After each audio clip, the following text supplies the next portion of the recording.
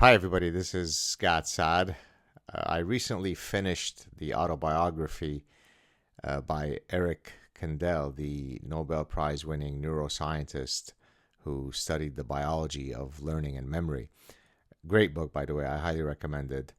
And what happens to me almost invariably when I finish a book is I then face choice paralysis because I'm sort of frozen in my indecision as to which book to read next amongst my many prospective contenders within my personal library. And so I decided to choose one of my recent purchases, this book right here, How to Think Like a Roman Emperor by Donald Robertson. And so I started reading it. I was at the cafe, I started reading it, and I was very excited by some of the stories that I was reading in there. And as often happens to me, I want to share my excitement with the world. So I went on Twitter and I shared the fact that I was reading this book and it looked really promising so far and interesting. And then I decided, okay, let me go and check to see if the author, Donald Robertson, is someone who's on Twitter, because it seems like this might be a gentleman that I may wish to invite on the Saad Truth. And I believe, if memory serves me right, he came up in a previous conversation I had with a good friend of mine who's a colleague of mine. He's also a clinical psychologist.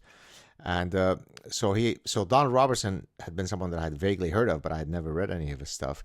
And so I went on Twitter, found out that he was on Twitter, and to my surprise, I then found out that he actually lived in Montreal. So I tagged him within a few, within the same couple of hours.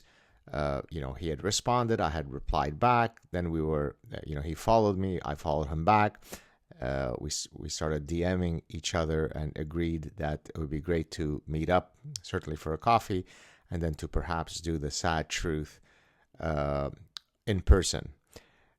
Now, the reason I'm telling you this story is because,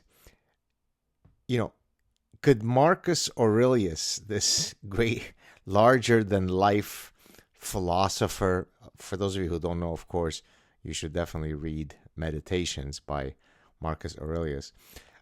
He's an emperor, a very kind and decent emperor, a true thinker, a polymath, right? He's the guy who, is being annoyed that people are disturbing him for emperor things, when he wants to be sitting and, reading books on philosophy.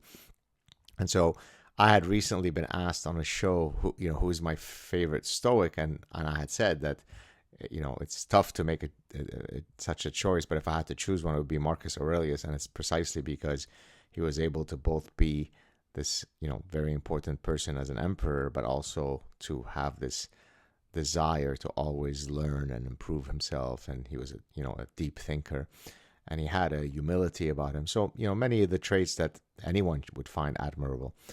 And so did Marcus Aurelius, could he ever envision that? Of course not, but it's a rhetorical question, that 2,000 years later, two people in Montreal, Canada would link up, would be meeting up soon,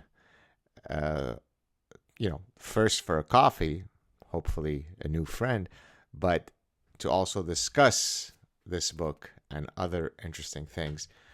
That's the beauty of life. That's the magic of life, and the magic of the cerebral life. And that is that Marcus Aurelius is, in one sense, of course, gone, but he certainly is not so gone that he wasn't the direct consequence or the direct catalyst of two people meeting 2,000 years after his death. So why am I saying all this? Life is truly magical. It's truly magisterial. And this is just one small example of what happens when you open yourself up to the world in complete humility, right? I mean, Donald wrote back right away. There's no pretense between us. Boom, boom, boom. We're making it happen. We're getting together for coffee. And so live your life with that, childlike, awe-inspiring mindset, and hopefully good things will happen. Take care, everyone. Hope you're having a great day, and I'll talk to you soon. Cheers.